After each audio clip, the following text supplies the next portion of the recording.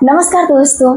आज मैं एक ऐसी घटना लेकर आई हूँ जो ये घटना एक रघु नाम के लड़के का साथ में घटता है।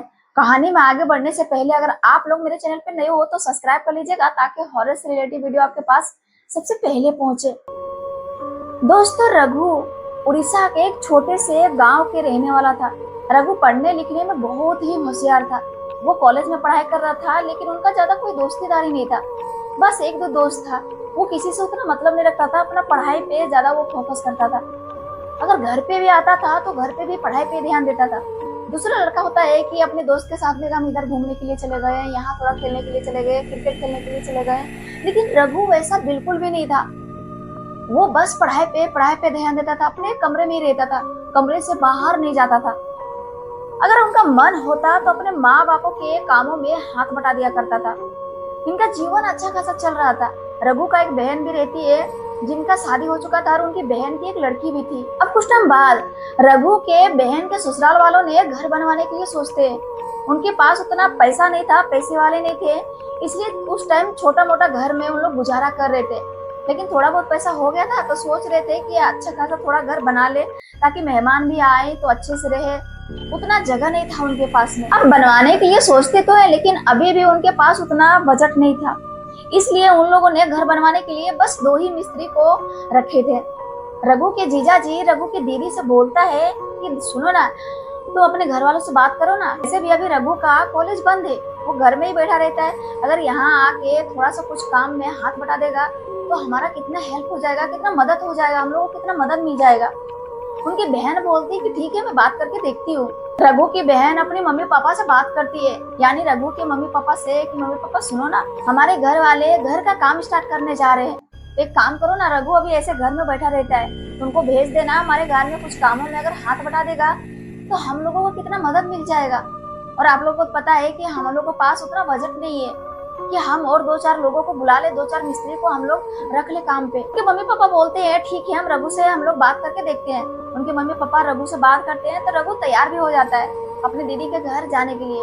वो सोचता है अभी ऐसे घर में बैठे बैठे क्या ही करना है, तो चलते हैं, उसका भी थोड़ा मदद मिल जाएगा।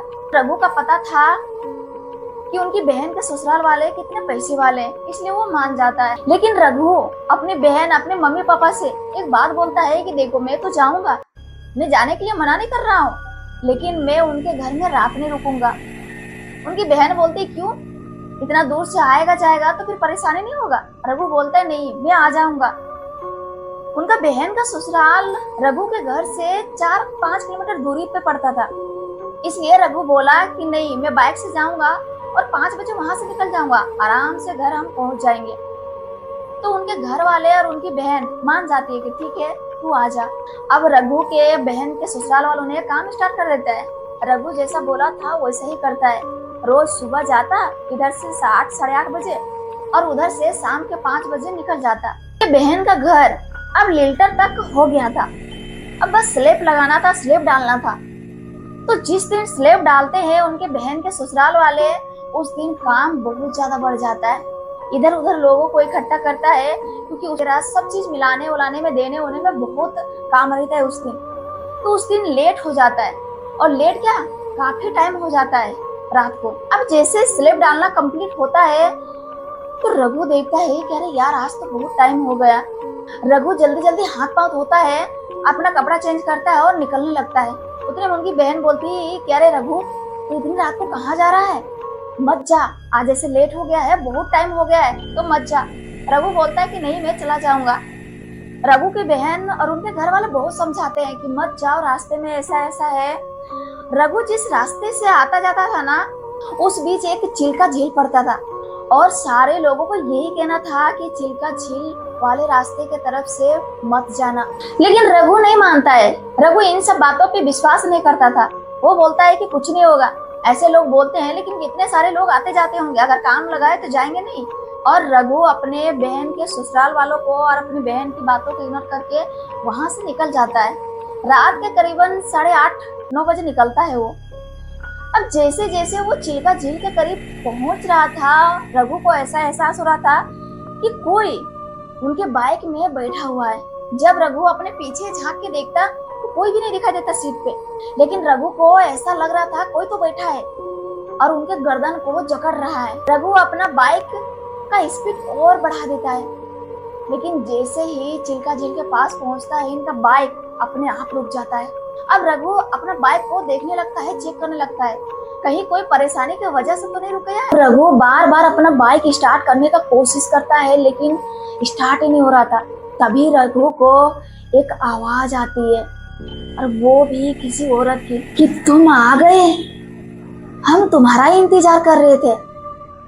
इतने दिन से इस रास्ते में इतने रात को कोई गया ही नहीं, आज तुम मेरा शिकार बने हो।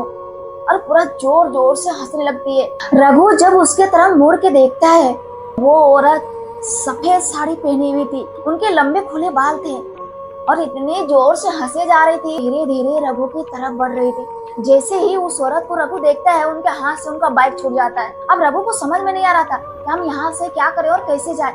इतना डर गया था वो। एक पल के लिए रघु को ऐसा लगा कि मैं अब यहाँ से जिंदा बच के नहीं जा पाऊंगा।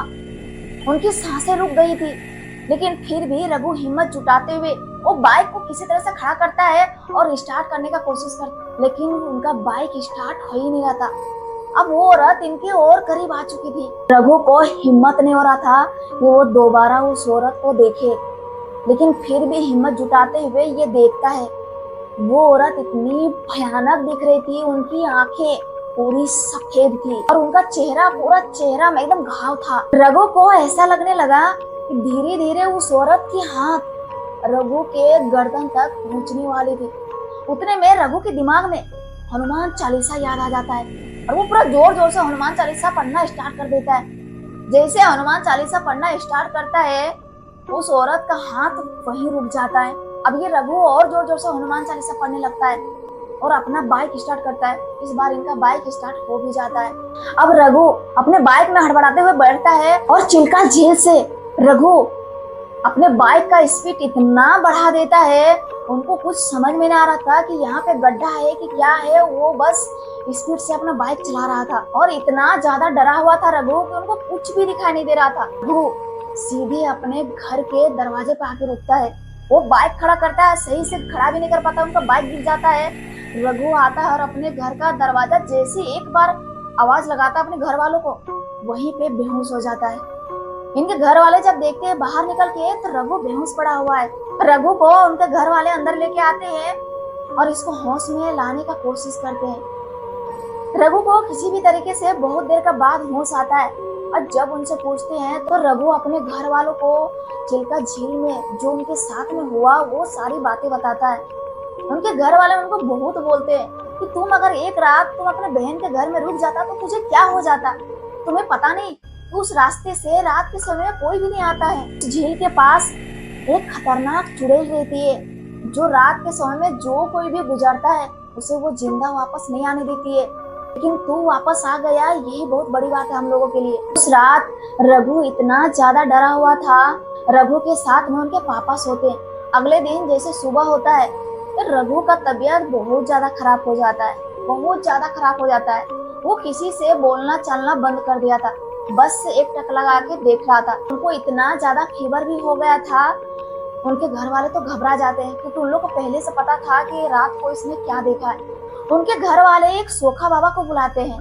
सोखा बाबा मतलब वही झाड़ फूक करने वाले।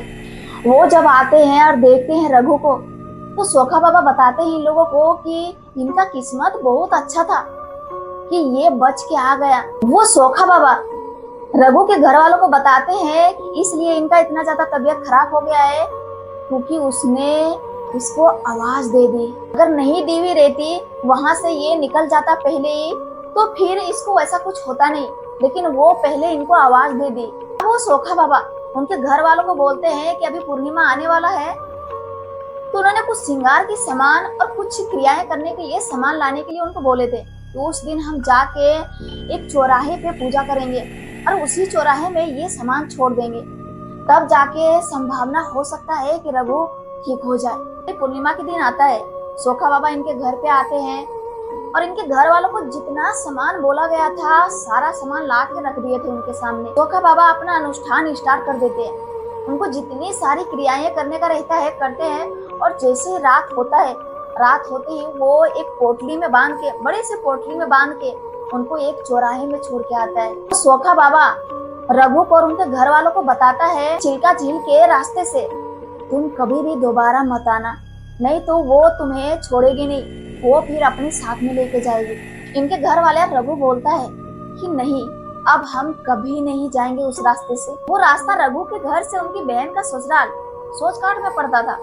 दिन में तो अक्सर लोग आते जाते थे, लेकिन रात होते ही उस रास्ते से कोई भी नहीं जाता था।